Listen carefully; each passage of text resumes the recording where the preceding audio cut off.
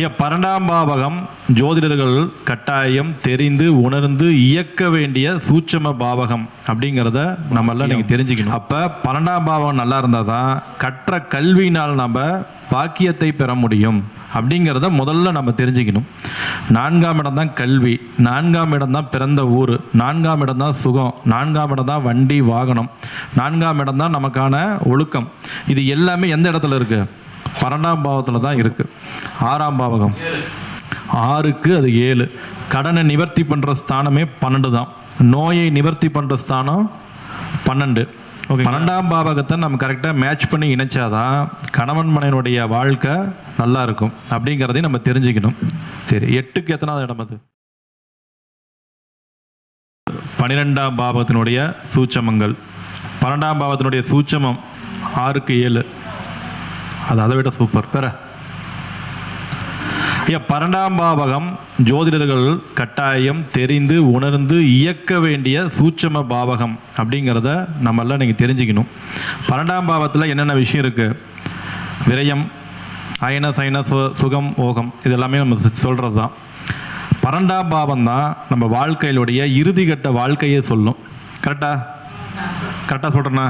சரி, வாணி மேடம் ஒத்துக்கிட்டா ஓகே. ஏன் கேட்க சொல்கிறேன்னா, 12ஆம் பாவகம் நல்லா இருந்தால் தான் நாம் நிம்மதியாக கடைசி நேரத்தில் வாழ்ந்து கடைசி நேரத்தில் விண்ணுலகத்தையும் விண்ணுலகத்தையும் அடைய முடியும்னு சொல்லி சாஸ்திரம் சொல்லுது. அப்போ 12ஆம் பாவம் கெட்டு போயிடுச்சுன்னா நிலைமை எப்படி இருக்கும் சொல்லுங்கள்? அந்த நிலை நமக்கு வரக்கூடாது. அந்த நிலை வரக்கூடாதுங்கிறதுக்கு கிரகமாகவும் இயங்கலாம், சில கோவில்களுக்கு போயிட்டு வரும்போதும் இயங்கலாம். இந்த 12ஆம் பாவகம் அப்படிங்கிறது லக்னத்துக்கு 12, 2ஆம் வீட்டுக்கு 3ஆம் வீட்டுக்கு 4ஆம் வீட்டுக்கு 4ஆம் வீட்டுக்கு 9, 4க்கு பாக்கியம்.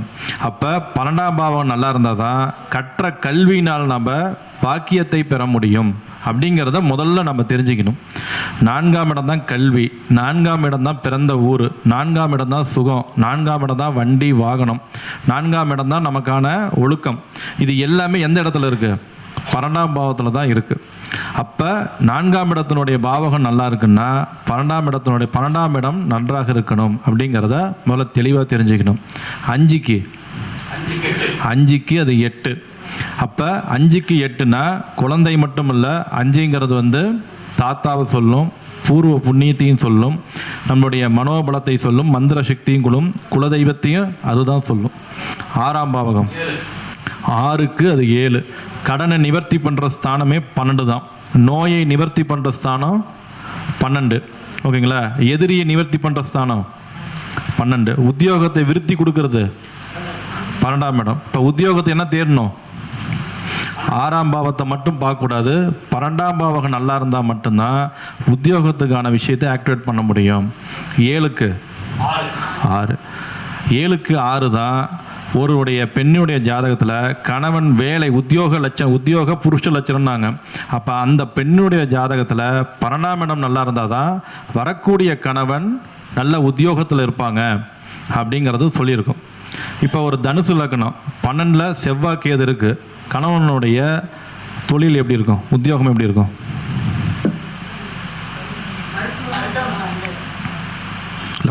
பொதுவாக கேட்குறேன், சொல்லுங்கண்ணா. சுந்தரம்ண்ணா. ம்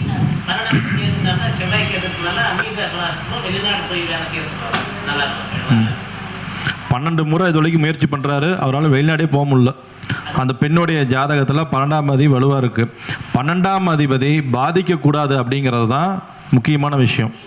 கேதுவுடன் சேர்ந்துருக்குள்ளது. ஓகேங்களா? அப்போ 12ஆம் இடம் பாதிச்சுன்னா கட்டாயம் கணவனுடைய உத்தியோகம் அவரால் இன்னை வரைக்கும் 10,000 ரூபா சம்பாதிக்க முடியல. அவர் ஜாதகத்தில் 2 கிரகம் ஆட்சியாக இருக்குது, ஒரு கிரகம் உச்சமாக இருக்குது. என்னுடைய குழுவில் நான் போட்டு விட்றேன். இன்னை வரைக்கும் அவரால் ஒரு 10,000 ரூபா பணத்தை சம்பாதிக்க முடியல. சனி நல்லா இருக்கார், குரு நல்லா இருக்கார், சுக்கிரன் நல்லா இருக்கார். 12ஆம் பாவகத்தை நம்ம கரெக்டாக மேட்ச் பண்ணி இணைச்சாதான் கணவன் மனைவனுடைய வாழ்க்கை நல்லா இருக்கும் அப்படிங்கிறதையும் நம்ம தெரிஞ்சுக்கணும். சரி, 8க்கு எத்தனாவது இடம் அது? 8க்கு அது 5. 9க்கு 4. 9ஆம் இடம் என்னது? தந்தை. இப்போ 12ஆம் இடம் தான் 9க்கு அது 4, அப்பாவின் தாயாரையும் சொல்லும், அப்பாவுடைய வீட்டையும் சொல்லும், அப்பாவுடைய வண்டி வாகனத்தையும் சொல்லும். இப்போ இந்த பாவகங்கள் நல்லா இருந்தால் மட்டும்தான் நம்ம முதல்ல நல்லா இருக்க முடியும்னு தெரிஞ்சுக்கங்க. 10க்கு அது 3. பாருங்க, நிறைய பேருக்கு 10ஆம் இடம் மட்டும் பார்க்கக்கூடாது. 12 நல்லா இருந்தால் மட்டும்தான் 12ஆம் இடம் புத்தி நடக்கும்போது தான் அவங்க தொழிலில் ஒரு மாற்றுவே இது இப்போ வேலை செய்வாங்க. அந்த 12ஆம் இடம் விரயம்னு சொல்லக்கூடாது. தொழிலில் எதாவது புதிய மாற்று செஞ்சீங்களா, தொழிலில் எதாவது புதிய முதலீடு பண்ணுறீங்களா, தொழிலில் எதாவது சில பிரான்ச்சஸ் எதாவது ஓப்பன் பண்ணுறீங்களான்னு கேட்கணும். அப்போ அந்த 12ஆம் பாவங்கிறது நமக்கு மிகவும் வலுவானது ஒன்று.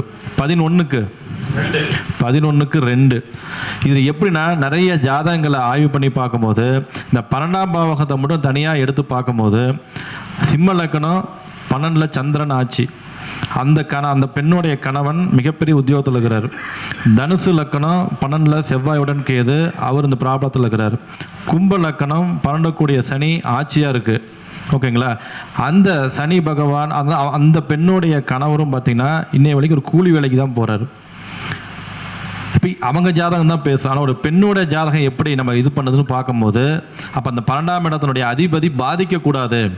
அவர் பாதித்தார்னா அந்த பாதிக்கப்பட்ட ஒரு பெண்ணையோ ஒரு ஆணையோ திருமணம் செய்யும் போது நம்மளுடைய முக்கியமான விஷயம் எல்லாமே மைனஸ் ஆகுது அப்படிங்கிறதையும் தெரிஞ்சுக்கிறோம். இப்போ திருமண பொருத்தம் பார்க்கும்போது 12ஆம் இடத்துல மெயினாக பார்க்கணும். நட்சத்திர வகையில் எல்லாருமே பார்க்குறாங்க. பட் 12ஆம் அதிபதி ஆணின் லக்னத்துக்கு பெண்ணின் 12ஆம் அதிபதி பகையாக வரக்கூடாது, பெண்ணின் லக்னத்திற்கு ஆணின் 12ஆம் அதிபதி பகையாக வரக்கூடாது அப்படிங்கிறத மிகப்பெரிய சூட்சம் இருக்குது. அதை கரெக்டாக பிடிச்சிட்டிங்கனாவே போதுமானது. இந்த ரெண்டும் பகையாக வந்துச்சுன்னா அவங்களுக்குள்ளார அந்த அந்யோன்ய வாழ்க்கைங்கிறது மிகவும் குறைவாக இருக்கும், நிறைய பிரச்சனைகள் இருக்கும். இதை ஏன் நான் சொல்கிறேன்னா, நிறைய ஜாதகங்களை ஆய்வு பண்ணி பார்க்கும்போது பர்டிகுலராக அந்த கேள்வி நான் கேட்டே இருக்கேன். இது வந்து கேட்கக்கூடாத கேள்வி இல்லை, பட் ஜோதிட சாஸ்திரங்கள் நம்ம தெரிஞ்சுக்கிறதுனால அந்த தாம்பத்திய வாழ்க்கை பண்ணும்போது உங்களுடைய உடல்நிலை மாற்றம் அடையுதா, உங்களுக்கு தொந்தரவு பண்ணுதான்னு கேட்கும்போது அப்படி அற்புதமாக அழுந்துட்டாங்க. கணவன் மணி 2 பேரும் தான் வந்தாங்க. அப்போ நம்ம அதை ஆய்வுக்கு எடுக்கும்போது அந்த 12ஆம் பாவகம் வந்து அது ஒரு வேலையை செய்யுது, அது ஒன்று தொந்தரவை கொடுக்குது அப்படிங்கிறத தெரிஞ்சுக்கிட்டோம். இது எல்லாம் நமக்கு கட்டாயம் ஆக்டிவேட் பண்ண தெரிஞ்சுக்கணும். நமக்கு வருமானம் வேணும்னா 2க்கு 11 12 ஆக்டிவேட் பண்ணால் என்ன பண்ண விரையும் நினைக்கக்கூடாது. அந்த 12ஆம் பாவம் தான் கும்பாபிஷேகம், 12ஆம் இடம் தான் பாத யாத்திரை, 12ஆம் இடம் தான் மருத்துவமனை, 12ஆம் இடம் தான் மறைக்கப்பட்ட பணங்கள், பெரும் பணம், அரசியல்வாதிகள் கூடிய பெரும் புதைக்கப்பட்ட பணங்கள்லாம் என்னது எல்லாம் 12ஆம் இடம் தான். 12ஆம் இடம் நல்லா இருந்தால் தான் 4ஆம் பாவத்து 9ஆம் இடம், 4ங்கிறது புதையல் யோகம், 8ங்கிறதும் புதையல் யோகம்.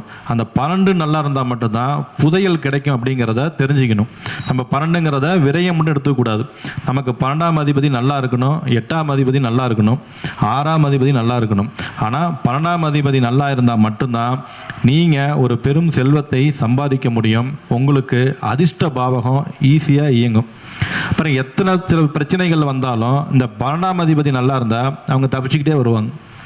ஆக்சிடென்ட் ஆனாலும் தப்பிச்சிருவாங்க, பெரிய கடன் இருந்தாலும் தப்பிச்சிருவாங்க, வம்பு வழக்கு இருந்தாலும் தப்பிச்சிருவாங்க. இந்த 12ஆம் பாவத்தினுடைய பலம் அந்த மாதிரியோடைய வலுவான பலம். அப்போ 12ஆம் பாவத்தை நம்ம எப்படியெல்லாம் இயக்க முடியும்? காலபுருஷனுக்கு 12ஆம் இடம் என்னது என்ன வீடு? மீனம். இப்போ மீனத்துக்கு யார் போகிறா? சனி பகவான் போகிறார். இப்போ தான் உலகத்தினுடைய நிறைய மாற்றங்கள் ஏற்பட போகின்றது. இந்த 3ஆம் மாதத்திலிருந்து நிறைய பாருங்கள், 12ஆம் பாவகத்தை நிறைய பேர் ஆக்டிவேட் பண்ணுவாங்க. சனி கொடுப்பது முன்னாடி ராகு வந்து ஒரு வேலையை செஞ்சுட்டு போகிறாரு, சனி வந்து நிறைவேற்றி கொடுப்பார். அரசியல் மாற்றம், சமூக மாற்றம், ஆன்மீக மாற்றங்கள், அரசியல் மாற்றங்கள், குறிப்பாக ஜோதிடர்கள் விழிப்புணர்ச்சியோடு இருக்கணும். மந்திரம் தந்திரம் எந்திரங்கள் இருக்கிறவங்க எல்லாம் இந்த தடவை தான் சனி பகவானுடைய நேரடி பார்வையிலேருந்து வரப்போகிறாங்க. அப்போ 12ஆம் பாவத்தில் சனி பகவான் சம்மந்தப்பட்டால் நாம் அங்கே வந்து கரெக்டாக இருக்கணும்.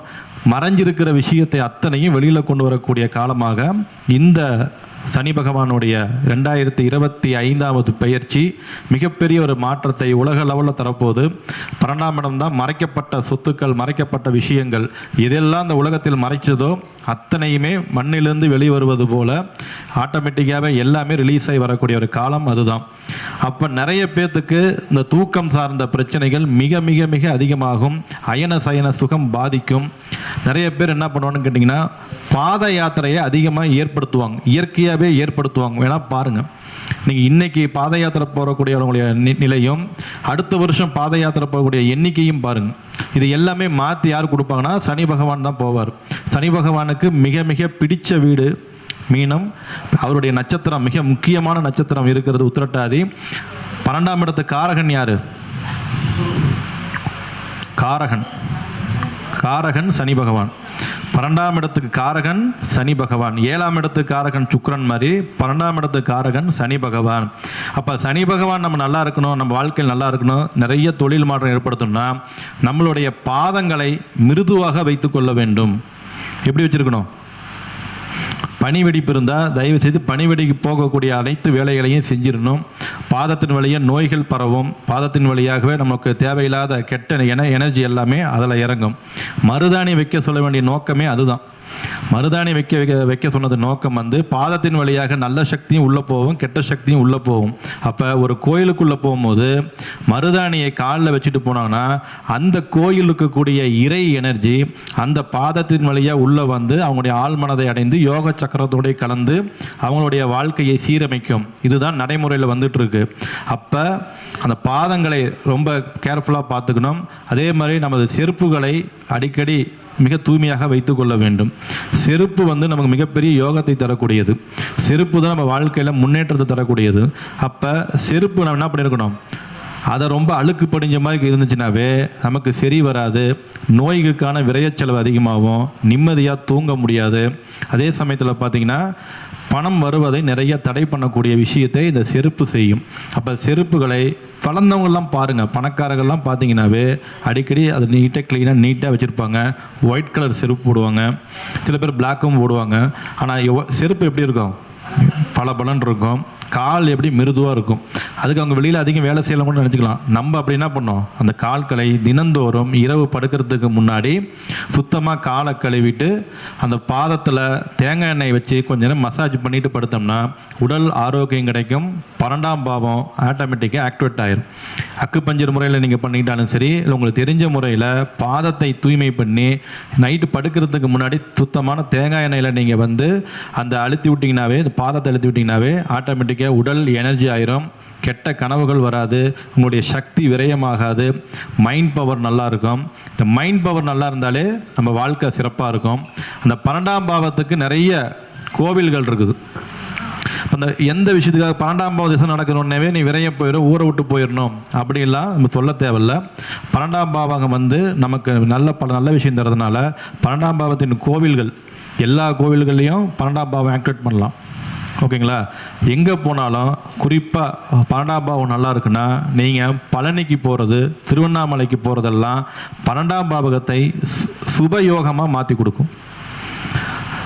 என்ன தீய யோகமாக இருந்தாலும் நீங்கள் பழனிக்கு போயிட்டு வரும்போதும் திருவண்ணாமலைக்கு போயிட்டு வரும்போதும் 12ஆம் பாவகம் சுபயோகமாக வேலை செய்து உங்களுடைய தீய விதிகளை நீக்கி கொடுக்கும். அதுக்கு நிறைய பேருடைய சாட்சியாக இருப்பாங்க. அந்த 12ஆம் பாவத்தை ஆக்டிவேட் பண்ணும். இல்லை இப்போ நமக்கான ஒரு கொடுப்பனை இருக்குது. வருஷம் முருகன் நமக்கு ஒரு கொடுப்பனை கொடுத்துட்டுருக்கிறாரு. வருஷம் மக்கள் பாத யாத்திரை போகிறாங்க. அந்த பாத யாத்திரை போகிற மக்களுக்கு நம்ம என்ன பண்ணும், போய் காலையிலேருந்து அங்கே சாயங்காலம் வரைக்கும் இருக்கணும்.